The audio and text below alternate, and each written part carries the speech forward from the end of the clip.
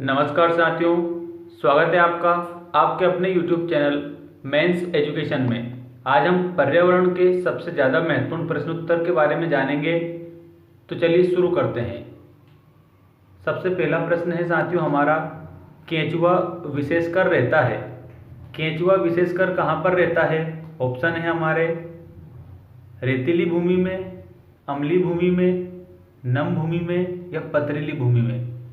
तो आपको उसका उत्तर बताना है कि जो केंचुआ है वो विशेष रूप से रहता है अम्लीय भूमि में। इसके बाद में अगला प्रश्न है साथियों, निम्नलिखित में से कौन एक प्रकार का ऊतक है? निम्नलिखित में से कौन एक प्रकार का ऊतक है?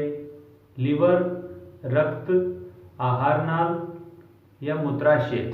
तो उसमें आपको उत्तर बताना है कि जो एक प्रकार का ऊतक है उसमें आएगा रक्त।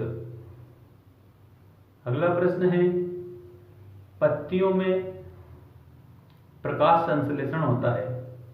पत्तियों में प्रकाश संश्लेषण होता है संवहन द्वारा, संवहन फूलों द्वारा, ऊपरी बाहरी त्वचा में, रंध्रों में या मेसोफिल में। तो इसका करेक्ट उत्तर होगा साथियों मेसोफिल में। पत्तियों में प्रकाश संश्लेषण होता है मेसोफिल में। इसके बाद में अगला प्रश्न है, जूट प्राप्त किया जाता है।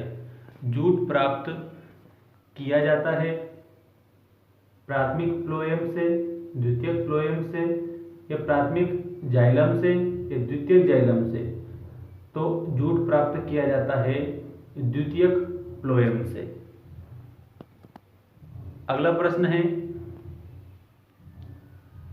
एरोकिस हाइपोजिया है। एरोकिस हाइपोजिया क्या है?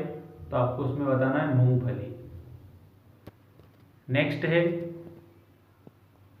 पत्ती का सबसे महत्वपूर्ण कार्य है। पत्ती का सबसे महत्वपूर्ण कार्य क्या है? जनन, प्रकाश संश्लेषण, संवहन या श्वसन। तो पत्ती का जो सबसे महत्वपूर्ण कार्य होता है वो है प्रकाश संश्लेषण। प्रकाश संश्लेषण पत्ती का महत्वपूर्ण कार्य है। इसके बाद में आनुवांशिक लक्षणों के सहायक या वाहक होते हैं।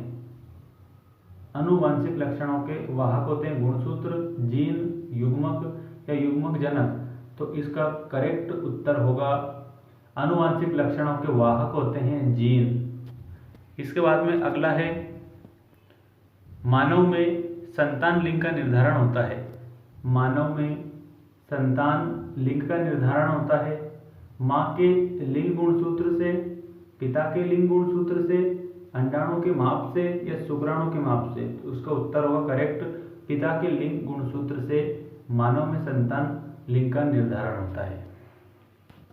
इसके बाद में अगला आता है, ये काफी महत्वपूर्ण प्रश्न है साथियों, आप विशेष रूप से इसे ध्यान रखें। अनुवांशिकी के पिता कहे जाते हैं। अनुवांशिकी के पिता कौन कहे जाते हैं? ऑप्शन है आपका डार्विन, मेंडल, डी व्रिज या लुई पास्चर। तो अनुवांशिकी के पिता कहे जाते हैं, इसका करेक्ट उत्तर होगा साथियों मेंडल। मेंडल को अनुवांशिकी के पिता कहा जाता है। साथियों लास्ट प्रश्न है हमारा, यदि भूमि में अधिक खाद डाल दें तब जल अवशोषण की दर कैसी होगी? ये काफी महत्वपूर्ण प्रश्न है जो कई बार पूछा जा चुका है। यदि भूमि में अधिक खाद डालते हैं तब जल अवशोषण की जो दर है उसमें वृद्धि होगी, कमी होगी, सामान्य रहेगी या कोई प्रभाव नहीं पड़ेगा। तो इसका करेक्ट आंसर आपको बताना है कि वृद्धि होगी।